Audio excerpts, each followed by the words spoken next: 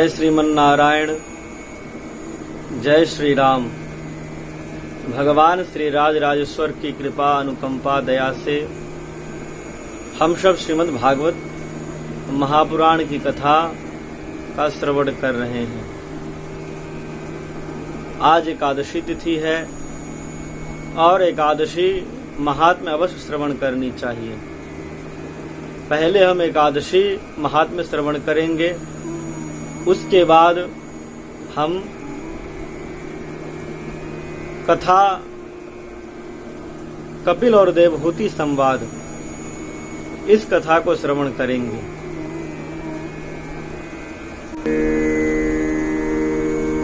एकादशी व्रत अवश्य करनी चाहिए। एकादशी व्रत करने से भगवत सन्निधि होती है। आप सबने श्रवण किया होगा कि एकादशी का कितना महात्म्य है। गंधर्व से आई अप्सरा, उसका कल्याण किस प्रकार हुआ था, आप सब पहले वीडियो बनाया गया है, देख सकते हैं। इस एकादशी का नाम है कामिका एकादशी। श्रावण मास के कृष्ण पक्ष की एकादशी का नाम है कामिका एकादशी। कामिका एकादशी का नियम होता है कि दशमी के रात्रि में ही रात्रि से ही व्रत करनी चाहिए। दशमी के दिन एक समय भोजन करना चाहिए और सायंकाल वेला में कुछ अल्प आहार लेकर के और भगवान विष्णु का ध्यान करते हुए शयन करना चाहिए। भगवत सन्निधि, भगवत कृपा प्राप्त करने के लिए जीवन में तपस्या अत्यंत आवश्यक है। एकादशी व्रत वैज्ञानिकों की भी मान्यता है कि एकादशी व्रत करने से शरीर स्वस्थ रहता है। 15 दिन में एक दिन व्रत अवश्य करनी चाहिए। तो युधिष्ठिर जी भगवान श्री कृष्ण से पूछते हैं, केशव, श्रावण मास की एकादशी तिथि की महिमा क्या है, इसको किस प्रकार से श्रवण करना चाहिए, इसकी विधि क्या है, यह सब आप हमें श्रवण कराएं। भगवान ने युधिष्ठिर से कहा, युधिष्ठिर जी, भैया इस व्रत को पूर्व में ही पितामह ब्रह्मा ने नारद जी को सुनाया। पितामह ब्रह्मा ने कहा कि श्रावण मास के कृष्ण पक्ष की एकादशी तिथि को भगवान श्री विष्णु का ध्यान करते हुए, भगवान का नाम जप करते हुए, स्मरण करते हुए व्रत करना चाहिए। इस व्रत की इतनी महिमा है कि जो चंद्र ग्रहण में कुरुक्षेत्र में स्नान करने से, करोड़ों वर्षों तक काशी जी में वास करने से अथवा वाजपेय यज्ञ करने से जो फल प्राप्ति होती है, वह सहज ही इस एकादशी व्रत करने से प्राप्त हो जाती है। इस एकादशी के दिन भगवान विष्णु को दीपदान देनी चाहिए, भगवत सन्निधि प्राप्त करनी चाहिए। रात्रि में शयन नहीं करना चाहिए। रात्रि में जग करके भगवान का नाम स्मरण करना चाहिए, कीर्तन करना चाहिए, भगवान का ध्यान करना चाहिए। इस व्रत को इस प्रकार विधि पूर्वक करने से तुलसी जी में जल भी डालना चाहिए। इस प्रकार विधि पूर्वक करने से भगवान की कृपा होती है और जीव के समस्त कामनाएं पूर्ण होती हैं। इस एकादशी व्रत को करने से प्रातः काल भगवान का ध्यान करते हुए पूजा इत्यादि करने के बाद भगवान के चरणामृत से व्रत का पारण करना चाहिए और समय से पारण करना चाहिए। यह सब विधि बतलाया है। इसकी कथा अत्यंत संक्षेप में है, इसलिए आपको संक्षेप में सुनाया गया, क्योंकि कथा जितनी हो उतना ही सुनाना चाहिए। इतनी संक्षेप में है। अगली एकादशी है श्रावण मास की शुक्ल पक्ष पुत्रदा एकादशी। उस एकादशी को करने से जिस भी दंपति को संतान नहीं है, उसे संतान की प्राप्ति होती है, भगवान के चरणों की सन्निधि प्राप्ति होती है और पुत्र नाम ही है पुत्रदा एकादशी, उसे पुत्र होता है। तो उस एकादशी व्रत को अवश्य करनी चाहिए। हम सब ने भागवत कथा में श्रवण किया कि भगवान ने किस प्रकार से एक दुष्ट का उद्धार किया। महाराज, यह जीवन बहुत ही अल्प समय का है। अल्प समय में यदि हमने अच्छा कार्य कर लिया तो हमारा नाम अच्छे लोगों में होता है, किंतु हमने अगर शक्ति का दुरुपयोग किया तो लोग हमेशा निंदा करते हैं कि वह व्यक्ति ऐसा था, उसने सर्वदा अपने ही शक्ति का गलत उपयोग किया। जैसा कि आप सबने श्रवण किया होगा, विद्या विवादाय धनम मदाय, संत और दुष्ट में अंतर क्या होता है। कहा कि विद्या जो है अगर संत के पास होगा तो वह विद्या दान करेगा, वह अपने से जो छोटे हैं उनको ज्ञान प्रदान करेगा, उनको बताएगा और समाज को सही रास्ते पर, सही मार्ग पर लेकर के जाएगा। किंतु यदि वही विद्या दुष्ट के पास होगा तो दंभ में फुला रहेगा, अपने सामने सबको छोटा समझेगा और समझेगा कि मैं ही ज्ञानी हूँ और दूसरों को सर्वदा नीचा दिखाएगा। यही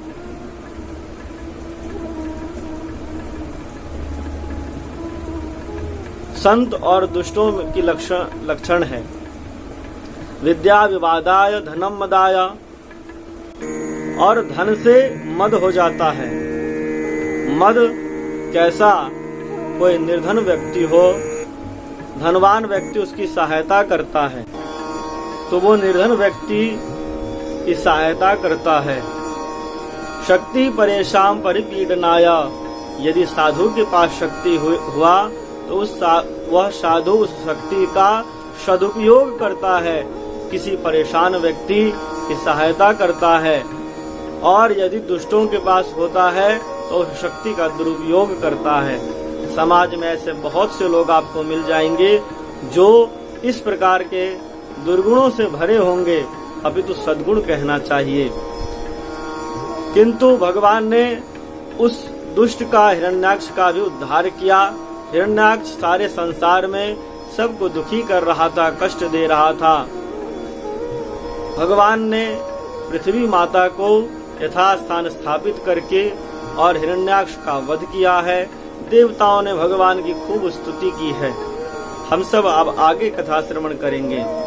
जब मनु महाराज ने पितामह ब्रह्मा जी से कहा था कि हमें कोई रहने का उचित स्थान बताइए, तभी हम सृष्टि का विस्तार कर सकते हैं। ब्रह्मा जी ने भगवत ध्यान किया। भगवान ने वराह रूप धारण करके भगवान ने पृथ्वी को यथास्थान रखा। अब मनु महाराज ने एक नगर बसाया जिसका नाम था अयोध्या। मनु नाम वाल्मीकि रामायण में लिखा है, मनु नाम मानवेंद्राणाम या पुरी निर्मिता स्वयं। यह जो अयोध्यापुरी है यह किसी ऐसे वैसे मनुष्य ने नहीं, अभी तो प्रथम मनु महाराज ने इसको बसाया है, इसीलिए इसका नाम अयोध्या है। यह सारे संसार की राजधानी है। मनु नाम मानवेंद्राणाम, मनु जी के कारण ही हम सभी प्राणियों को मनुष्य कहा जाता है। और जो आदम के खानदान होते हैं वह आदमी होते हैं, लेकिन जो मनु जी के संतान होते हैं वह मनुष्य होते हैं। तो हम सब सभी प्राणी मनुष्य हैं। इस संसार के प्रथम व्यक्ति मनु महाराज हुए। महाराज, आप अन्य भी विषयों को पढ़ें, सनातन धर्म को छोड़ करके भी अन्य विषयों को आप पढ़ेंगे तो लगभग आपको सनातन धर्म से ही प्राप्त ज्ञान प्राप्त होगा। अन्य धर्मों के पुस्तकों में भी यह हमारे सनातन धर्म की विशेषता है। किंतु आज के समाज में जहाँ पे लोग भगवान राम को भी असली राम नहीं मानते, अयोध्या को भी असली अयोध्या नहीं मानते। मनु महाराज के 5 संतान, 2 पुत्र और 3 पुत्री, प्रियव्रत, उत्तानपाद, 2 पुत्र और 3 पुत्री, आकुति, देवहूति और प्रसूति। 2 पुत्रों की चर्चा बाद में। 3 पुत्रियों में से बीच वाले जो पुत्री हैं देवहूति, उनकी कथा पहले सुनाया। क्योंकि उनके कथा से जीव को जीने का तरीका सिखाते हैं, जीव किस प्रकार से संसार में जिए। इसीलिए सर्वप्रथम देवहूति जी की कथा बताई। जो बीज वाली संतान है, करदम जी महाराज हजारों वर्षों तक भगवान की तपस्या किए, भगवान का ध्यान किए। कहा जाता है कि एक बार वन से एक दंपत्ति, नव विवाहित दंपत्ति जा रहे थे, साथ में उसके बाजे गाजे बारात सब जा रहे थे। करदम जी महाराज ने देखा तो उनके मन में विवाह करने की लालसा हुई, और विवाह करने की लालसा हुई तो विवाह के लिए एक कन्या की आवश्यकता होती है। अब यह तो साधु महाराज किसी से जान पहचान नहीं, संत महात्मा तो जो भी मांगते वह भगवान से ही मांगते हैं, वह संसार से कुछ नहीं मांगते। उनको तो ईश्वर से ही सब कुछ चाहिए। वह भगवान की तपस्या करने लग गए। हजारों वर्षों तक तपस्या किया भगवान का, कहा जाता है 10,000 वर्षों तक, किंतु मान लिया जाए 10,000 वर्षों तक भगवान का तपस्या किया। भगवान प्रसन्न हो गए, भगवान प्रसन्न हो गए। भगवान ने दर्शन दिया और करदम जी से कहा कि वरदान मांगो।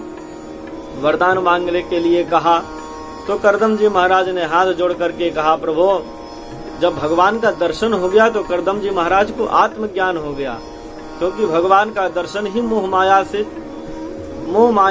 से छूट जाना है।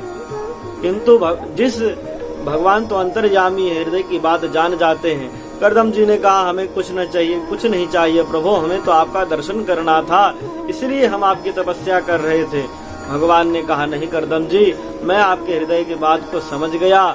आप जिस कार्य के लिए तपस्या कर रहे थे, मैं तो यह पहले से ही विचार करके रखा था कि आपका विवाह कराना है। मैंने तो यहाँ तक लड़की भी देख लिया है, किस लड़की से आपकी विवाह करनी है, किस कन्या से आपकी विवाह होनी है। करदम जी महाराज ने कहा, प्रभु, हमें विवाह नहीं करनी, किंतु भगवान ने कहा आपने इसी कारण से हमारी तपस्या की, इसलिए आपको तो विवाह करना ही पड़ेगा। अब महाराज ने आदेश दिया, भगवान ने आदेश दिया कि आज से 3 दिन बाद, परसों आपके पास मनु महाराज आएंगे, और मनु महाराज की जो बीज वाली पुत्री है, उस पुत्री से आपका विवाह होगा। आप बिना कुछ कहे सुने विवाह अवश्य कर लेना। करदम जी महाराज ने हाथ जोड़ करके भगवान के आदेश को स्वीकार किया, और ठीक तीसरे दिन मनु महाराज अपनी पुत्री को लेकर के, देवहूति को लेकर के करदम जी के पास आए हैं। करदम जी ने देखा कि मनु महाराज आए हैं, तो मनु महाराज की भूरी भूरी प्रशंसा की है। श्रीमद् भागवत जी में लिखा है कि करदम जी महाराज ने मनु जी की बहुत प्रशंसा की है कि आपके जैसे महाराज हमारे पास पधारे, क्योंकि वो ब्रह्मा जी के पुत्र हैं, परम धार्मिक हैं। और प्रशंसा उपरांत संत महात्मा तो इसी प्रकार से स्वागत करते हैं। प्रशंसा के जजमान यदि कुछ कराता है तो ब्राह्मण कहते, वाह जजमान बड़ा अच्छा है। उसी प्रकार से संत महात्मा तो अपने जजमान की भी प्रशंसा करते, भक्त और भगवान दोनों की प्रशंसा करते हैं। मनु महाराज ने हाथ जोड़ करके अपनी पुत्री का विवाह करने के लिए करदम जी महाराज से प्रार्थना किया है। करदम जी महाराज ने विवाह के लिए स्वीकृति दे दी और विवाह हो गया। विवाहोपरांत भली प्रकार से शत्रुपा जी ने अपनी पुत्री को शिक्षा दिया है। पुत्री एक स्त्री के लिए उसका देवता पति ही होता है। पति रेको गुरु स्त्री नाम, यह शास्त्र कहता है कि स्त्री के लिए उसका पति ही 33 करोड़ देवी देवता हैं। उनके परमेश्वर भगवान विष्णु पति ही हैं, इसलिए भगवान को पति परमेश्वर कहते हैं। जिस प्रकार से शास्त्रकार कहते हैं, गुरुर अग्नि द्विजाति नाम, कहा कि अग्नि जो है द्विजाति नाम, ब्राह्मणों के जो गुरु हैं वह है अग्निदेव। वर्णा नाम ब्राह्मणों गुरु, और वर्णों के जो गुरु हैं वह ब्राह्मण हैं। 4 वर्ण हैं, उन चारों वर्णों में जो 3 वर्णों के गुरु हैं वह ब्राह्मण होते हैं। और वर्णा नाम ब्राह्मणों गुरु, और सर्वस्या और सभी के अभ्यागत अतिथि जो होते हैं वह सबके गुरु होते हैं। किंतु स्त्री के तो पति ही सब कुछ होते हैं। इस प्रकार से शिक्षा दिया है कि पतिरेको गुरु स्त्रीणाम, पति ही जिनके परमेश्वर होते हैं। सभी प्रकार से स्त्री धर्म की शिक्षा दिया शतरूपा जी ने। हर माता को अपनी पुत्री को अच्छी शिक्षा ही देनी चाहिए। शिक्षा देने के उपरांत मनु महाराज और शतरूपा जी दोनों चले गए। इधर करदम जी महाराज भगवान के तपस्या में पुनः लीन हो गए। 60,000 वर्षों तक तपस्या किया है। और इधर देवहूति जी सारा अलंकार, सभी आभूषण को निकाल करके एक किनारे रख दिया और पति देवता की सेवा में लग गईं। यही तो पातिव्रत धर्म है कि पति जिस प्रकार से रहते हो उसी प्रकार से पत्नी को रहनी चाहिए। पति भगवान की तपस्या में लीन है तो पत्नी भगवान अपने पति परमेश्वर की सेवा करती हैं। नित्य ही उनको स्नान कराती हैं, अलंकार करती हैं और बड़े हिसाब सुथरा से उनकी सेवा करती हैं। ऐसा करते करते 60,000 वर्ष बीत गया और इधर माता देवहूति भी वृद्ध हो गईं और वह अत्यंत वृद्ध लगने लगी। 60,000 वर्षों के बाद करदम जी की तपस्या नेत्र खुला और करदम जी ने जैसे देखा सामने एक वृद्ध माता है तो उनसे पूछा है कि आप कौन, उनसे परिचय पूछा है। वह तो यह भी भूल गए कि हमारी विवाह हुई थी। देवहूति माता ने हाथ जोड़ करके कहा, स्वामी आप तो हमारे पति परमेश्वर हैं, आप ही हमें भूल गए। तो उनको याद आया, याद दिलाया माता देवहूति ने। करदम जी को याद आया और उनके मन में बड़ी प्रसन्नता हुई। कहा किस प्रकार से सेवा किया? तो कहा भवानी व भवम प्रभो। कहा जिस प्रकार से माता पार्वती भगवान शिव शंकर की सेवा करती हैं उसी प्रकार से सेवा किया था। उस सेवा से प्रसन्न होकर के करदम जी ने कहा, देवी कुछ वरदान मांगो, तुम्हें क्या चाहिए? माता देवहूति ने कहा कि स्वामी हमें कुछ नहीं चाहिए, हमारे लिए तो आप ही सब कुछ हैं, किंतु यदि आप हमें कुछ देना चाहते हैं तो गृहस्थ धर्म में संतति की आवश्यकता होती है। उन्हें संतान होने के बाद ही गृहस्थ धर्म पूर्ण होता है। इसलिए हमें अगर आप कुछ देना चाहते हैं तो हमें संतान प्राप्त हो, संतान सुख मिले, ऐसा वरदान दीजिए। करदम जी ने कहा ठीक है, किंतु वह अत्यंत वृद्ध हो गई थी। करदम जी ने कहा कि आगे बिंदु सरोवर है, उस सरोवर में तुम स्नान करो। और जैसे स्नान करने गई, भयभीत होकर के जा रही थी, किंतु उन्होंने कहा हे भीरु भामिनी तुम भयभीत मत हो। और जैसे ही बिंदु सरोवर में प्रवेश किया, 10,000 दास दासियां उनको अच्छे से स्नान कराया, लेपन लगा करके और खूब बढ़िया उनको स्नान इत्यादि करके श्रृंगार करके करदम जी के पास ले आए। करदम जी महाराज ने ये मन से एक विमान को सोचा और तत्काल विमान आ गया। दुनिया का सबसे पहला विमान, कामद विमान, जो जहां जाने की इच्छा हो, सोचने मात्र से, मन में विचार करने मात्र से वह यथास्थान पहुंच जाता था। ऐसा विमान, इस विमान की रचना किया करदम जी और करदम देवहूति दोनों उस विमान में आरूढ़ होकर के स्वर्ग में नंदक वन इत्यादि इन सब में भ्रमण किया है और अनेकों वर्षों तक भ्रमण किया, विहार किया। करदम जी महाराज की 9 पुत्रियां हुई। 9 पुत्रियां जब हो गई, करदम जी महाराज के मन में आया कि इतने दिन बीत गए, हम तो भगवान कहाँ, हम एक संतान के लिए रुके थे और यहाँ तो बहुत 9 संतान हो गई। अब तक मैं भगवान की तपस्या में नहीं गया। ऐसा विचार कर ही रहे थे कि माता देवहूति ने चरण पकड़ लिए, प्रभु अभी तो 9 कन्या या ससुराल चली जाएंगी तो हमारा देखभाल कौन करेगा? एक पुत्र और हो जाए बस, उसके बाद मैं आपको नहीं रोकूंगी। इस प्रकार से प्रार्थना किया है। तो करदम जी को याद आ गया, करदम जी महाराज को याद आ गया कि भगवान ने आदेश दिया था, सहाहम श्वांस कलया तुदवीर्येण महामुने तब क्षेत्रे देवहूत्याम प्रणेष्ये तत्व संहिताम। ऐसा भगवान ने आदेश दिया था। करदम जी को याद आ गया कि भगवान ने हमें आने के लिए कहा था, हमारा पुत्र बनने के लिए भगवान ने आदेश दिया था। तो कुछ दिन और रुक गए और भगवान कपिल का प्राकट्य होता है, भगवान कपिल का प्रादुर्भाव होता है। और भगवान कपिल का जैसे भगवान कपिल आते हैं, ब्रह्मा जी अपने 9 पुत्रों के साथ कर्दम ऋषि के आश्रम में आते हैं और 9 पुत्रों का विवाह कर्दम जी के 9 पुत्रियों से हुआ है। उसके बाद कर्दम ऋषि अपने भगवान की तपस्या के लिए वन में चले जाते हैं, भगवान की तपस्या करते हैं। अब किस प्रकार से भगवत तपस्या करते हैं, क्या करते हैं, यह सब हम आगे की कथा श्रवण करेंगे। तब तक के लिए जय श्रीमन नारायण, जय श्री राम, जय श्री कृष्णा। आप अपना बहुत ख्याल रखिएगा।